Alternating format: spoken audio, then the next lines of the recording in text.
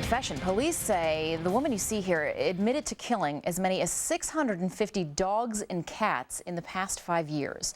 She says she put the animals in a crate, then lowered the crate into a barrel filled with water and kept them there until they drowned. She says she did it because she's frustrated with the pet adoption system.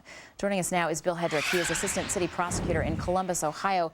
Bill, let's start from the beginning. How did you find out about this woman, and then we'll get to her claims of all those killings? She had a social worker assigned to her, and she confessed to the social worker that she had killed her mother's cat and the neighbor's cat, and she wanted to turn herself in. At that point, the Humane Society was contacted. They went to her home. She described to them how she'd killed those two animals, and then she proceeded to tell them that she'd been doing this over a long period of time and that she'd killed over 650 small dogs, cats, and puppies over the last 4 to 5 years. Goodness, by drowning them all in that manner?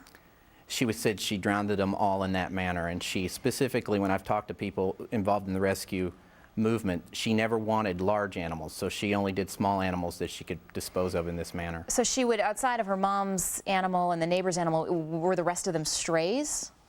It was a mix. We found out more as we went along. A lot of them were animals that she had captured that were stray or wild cats.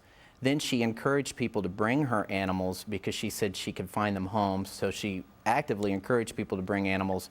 And then the last set of animals that we're now tracing were people's pets that she said she was going to take care of. The one lady said was going to be in the hospital. She was supposed to take care of her cat. Another party, they had a small dog. They were moving. They needed somebody to watch the dog for 10 days, and she said she would do that.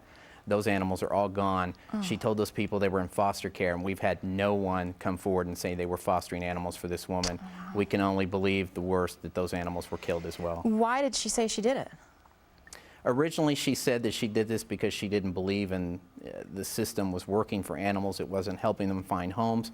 But she counters her own argument when she would encourage people to bring animals to her, promising good homes. Often these are very adoptable animals. And then she reached the point where she was actually killing pets that actually belonged to people. It's very disturbing.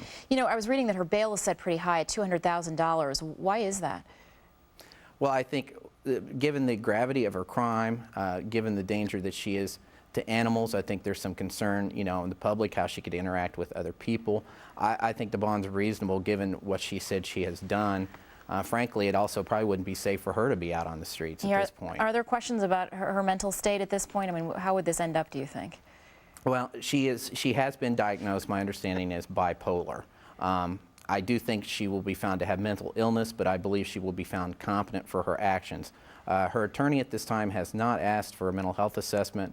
Obviously, that will probably be done before this case is concluded, but she clearly stated in her confession she knew what she was doing was against the law. She knew it was wrong. She knew that the animals suffered for a brief period of time. That was her defense. It was only 90 seconds versus a lifetime of suffering.